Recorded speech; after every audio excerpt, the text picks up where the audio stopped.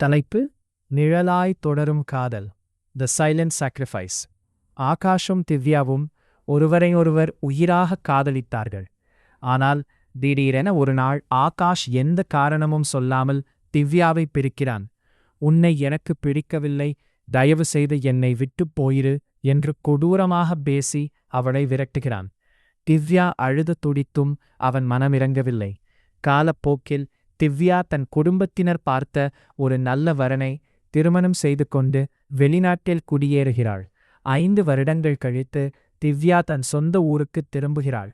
ஒருநாள் எதேச்சையாக ஆகாஷின் நெருங்கிய நண்பனைச் சந்திக்கிறாள். கோபத்தோடு, ஆகாஷ் இப்போ எப்படி இருக்கான், அவன் என்னை ஏமாத்திட்டு யாரை கல்யாணம் பண்ணிக்கிட்டான் என்று கேட்கிறாள். அந்த நண்பன் கண்ணீரோடு அவளை ஒரு பழைய வீட்டிற்கு அழைத்துச் செல்கிறான். அங்கே ஒரு சக்கர நாற்காலியில் ஆகாஷ் முடங்கிக் கிடக்கிறான்.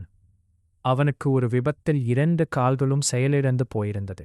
திவ்யா அதிர்ந்து போய் நிற்க அவனது நண்பன் உண்மையை சொல்கிறான். உங்களுக்கு கல்யாணமாகப் போற அந்த நேரத்துல தான் ஆகாஷுக்கு இந்த விபத்து நடந்துச்சு.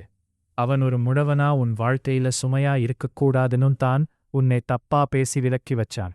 நீ ஒரு நல்ல வாழ்க்கையை வாழணுமெங்கிறதுக்காக அவன் தன் காதலையே பலி கொடுத்தான். திவ்யா ஓடிப்போய் ஆகாஷின் கைகளை பிடித்து கதறுகிறாள். ஆகாஷ் கண்கலங்கி, நீ நல்லா இருக்கணும்னு தான் விலகிப் போனேன் திவ்யா என்கிறான். திவ்யா சொல்கிறாள், உன் கால்கள் போனா என்ன ஆகாஷ், உன் நிழலா நான் இருந்திருப்பேனே. உன்னோட இந்த மௌனமான தியாகம் என் வாழ்க்கையே ஒரு குற்ற உணர்ச்சியா மாத்திருச்சு. காதல் என்பது வெறும் இன்பத்தில் மட்டுமல்ல, துன்பத்திலும் துணையாக இருப்பதில்தான் இருக்கிறது. சில நேரங்களில் நாம் செய்யும் தியாகம் மற்றவர்களின் வாழ்க்கையை அழகாக்குவதற்கு பதில் ஒரு ஆறாத வடுவை ஏற்படுத்தும்.